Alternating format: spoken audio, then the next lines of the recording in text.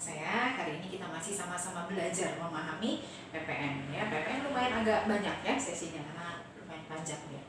Kalau di sesi sebelumnya kita sampai pada penentuan kapan satu transaksi terutang PPN yang nanti juga akan menentukan kapan terbitnya faktur pajak. Sekarang kita melihat dari sisi dua-duanya juga, dari sisi si penjual dan dari sisi pembeli atas faktur pajak yang sudah diterbitkan sebelumnya tadi. Oke. Kalau dari sisi si penjual, ya kita akan bicara dari sisi si penjual dulu.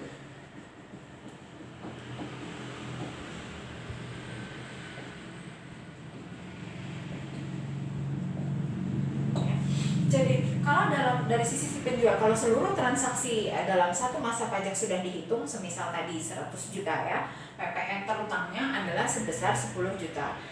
Apakah pertanyaannya, apakah PPN terutang tersebut adalah merupakan PPN yang harus disetorkan ke kas negara dalam satu masa pajak? Batasan disetorkan ke kas negara, betul. Tetapi apakah itu nanti yang akan dibayarkan langsung ya, akan disetorkan langsung oleh si penjual sejumlah itu? Tidak demikian, karena harus dilakukan dulu pengkreditan juga. Jadi penjual punya hak pengkreditan yang sama seperti pembeli. Kenapa? Karena dimungkinkan atau dapat saja terjadi penjual juga melakukan pembelian barang kena pajak yang sebelumnya sudah melakukan pembayaran pajak masukan, dan pajak masukan juga sebagai kredit pajak dari penjual ya. Misalnya gini, satu penjual spidol, tadi kita masih di spidol aja. Satu penjual spidol itu dia sudah melakukan pembelian spidol ini juga dari distributor ya.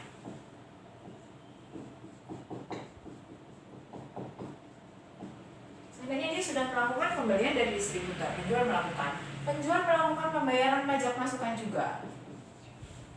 Ya, di dalam kalau kita masa pajaknya sama aja ya, kita asumsikan sama. Pajak masukan yang dibayar dari penjual kepada distributor ini pada masa pajak yang sama di bulan 5 tadi, yang penjualannya tadi sebesar 100 juta, PPN-nya 10,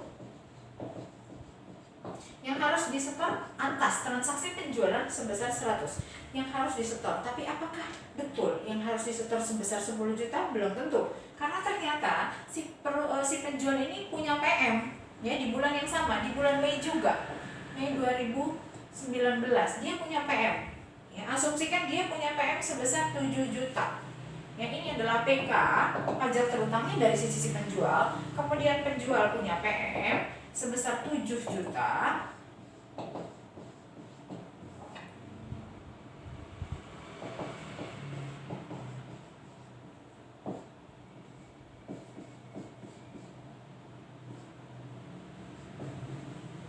Maka ini adalah menjadi yang dibayar 3 juta. Kenapa? Terutangnya benar 10 juta, tapi si penjual pernah punya PM. Penjual pernah punya PM sebesar 7 juta. Jadi yang harus dibayar ke kas negara berapa? Yang terutang dikurangi kredit pajak. Inilah menjadi kurang bayar. Maka yang harus dibayarkan adalah sebesar 3 juta. Dari mana? Terutang dikurang kredit pajak. Kredit pajaknya dari mana? Penjual pernah beli spidol ini dari distributor dan sudah membayar PM-nya. Sehingga PM yang sudah PM yang sudah dibayar melalui perolehan barang kena pajak dari distributor dikreditkan pada masa pajak yang sama. Ya, sehingga si penjual tidak lagi dia harus membayar sebesar 10 juta PPN terutang kepada negara, tetapi PPN kurang bayar. Jadi yang harus dibayar adalah PPN kurang bayar ya.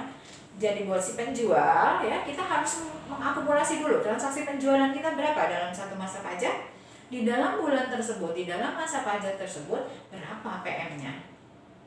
Maka yang harus dibayar adalah kurang bayarnya, sisanya berapa. Kalau ternyata PM-nya lebih bayar gimana? PM-nya lebih banyak misalnya, PM-nya sebesar 11 juta, berarti terjadi kelebihan bayar, namanya bukan PPN kurang bayar, menjadi PPN LB ya. Saya tulis di sini, seandainya dia punya 11 juta, seandainya ya, dimungkinkan nggak kondisi ini? Dimungkinkan ya. Kalau dia punya PK-nya sama dengan case ini case yang berbeda. Jadi si penjual punya PK sebesar 10 juta, kemudian dia punya PM yang merupakan kredit pajak 11 juta, maka di sini ada kelebihan bayar kan? Kelebihan bayar sebesar 1 juta. Nah, ini yang disebut PPN LB lebih bayar. Ya, kalau lebih bayar gimana dong? Kalau terjadi seperti ini nanti bisa dikompensasi. Dikompensasinya kemana? Terserah si penjual. Apakah mau dikompensasi ke masa pajak berikutnya atau ke masa pajak yang ditentukan oleh si penjual? Monggo. Itu keleluasaannya atau kewenangannya si penjual, dia mau kreditkan di mana, ya. Jadi kembali ke pertanyaan awal, apakah yang harus disetorkan oleh penjual sebesar transaksi penjualan yang dipungut dari pembeli? Belum tentu. Kalau dia punya PM, kreditkan dulu PM-nya. Tapi kalau dia tidak punya kredit PM, maka semua dia harus bayar. Kalau asumsi di sini tidak punya kredit pajak, maka PPN yang harus disetorkan ya pajak keluaran tadi kurang bayarnya sebesar 10 juta ketika dia tidak punya PM-nya. Maka yang menjadi kurang bayar sama dengan terutangnya. Ya, di sini adalah terutang ya, PPN terutang. Terutang atas apa? Terutang atas transaksi penjualan sebesar sekian. Kalau PM-nya lebih kecil, maka PPN-nya menjadi kurang bayar. Ya, ini yang lebih yang harus dibayar ke negara, ini harus disetor ke negara. Kita melihat dari sisi penjual dulu. Oke. Nah, kalau terjadi lebih bayar, kalau terjadinya adalah kurang bayar, dia harus setor. Tapi kalau terjadinya lebih bayar, dia bisa kompensasi. Cara kompensasinya gimana? Seperti uang muka ya. Nanti di dalam sistemnya dikasih silang, ini adalah kompensasi. Maka untuk kalau diasumsikan gini, diasumsikan ini dikompensasi ke masa pajak berikutnya. Misalnya penjual memutuskan untuk melakukan kompensasi PPN ke masa pajak berikutnya, berarti dia akan terkompensasi di masa pajak Juni. Artinya di Juni dia sudah dianggap sudah bayar pajak atau uang muka pajak sebesar 1 juta. Ya. Itu kalau kompensasi. Ya, kalau setor, pertanyaannya kapan harus disetornya? Disetornya kalau untuk PPN berbeda dengan jenis-jenis PPH. PPH ada batasan maksimum tanggal setor. Kalau PPN yang penting setornya itu adalah sebelum lapor. Ya, setornya apa? Sebelum lapor. Pertanyaan selanjutnya, kalau gitu lapornya kapan? Lapornya adalah akhir masa pajak berikut setelah berakhirnya masa pajak. Ya, penekanannya akhir masa pajak berikut, akhir bulan berikut setelah berakhirnya masa pajak.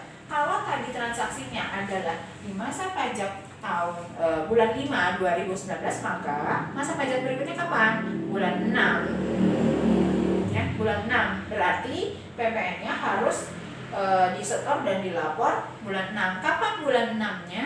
Akhir bulan berikut setelah berakhir masa pajak. Jadi penentuan masa pajaknya dulu. Makanya kemarin kita sesi sebelumnya kita sudah bahas kapan dia terutang, ya.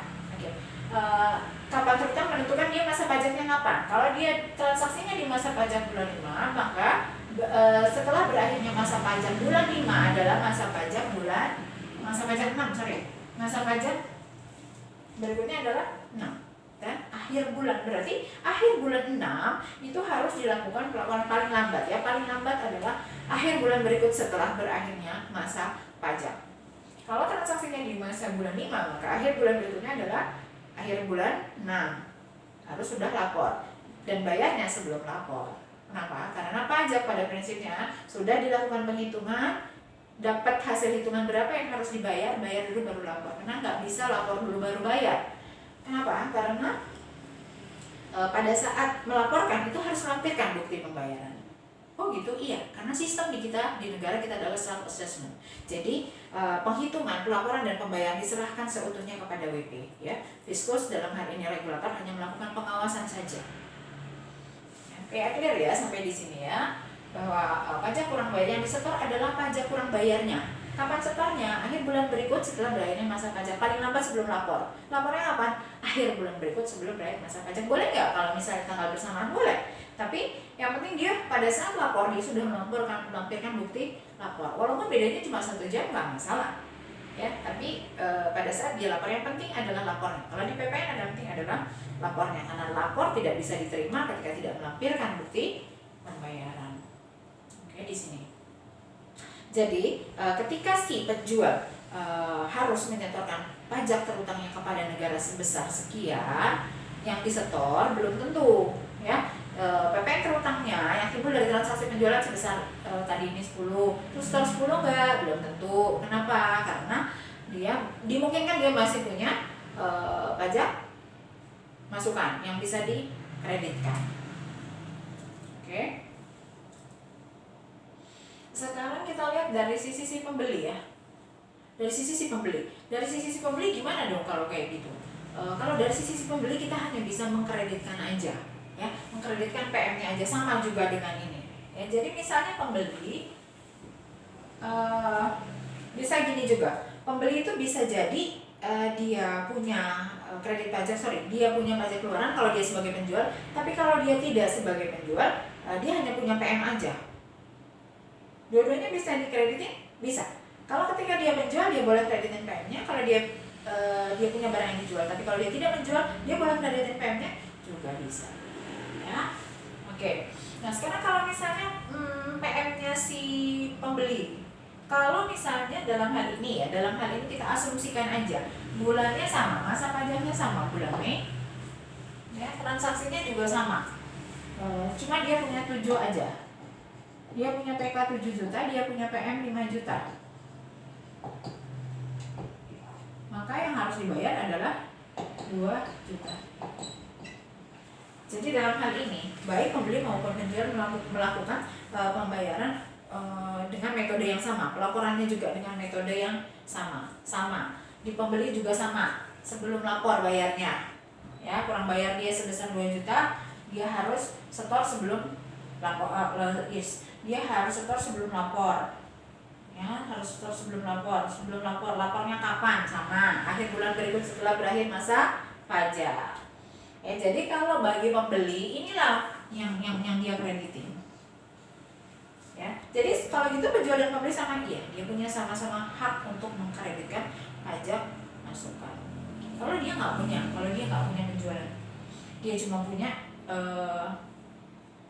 PM-nya aja, boleh nggak dikredit? Boleh aja, hasilnya nanti akan lebih bayar. Ya, demikian ya, kita sudah bahas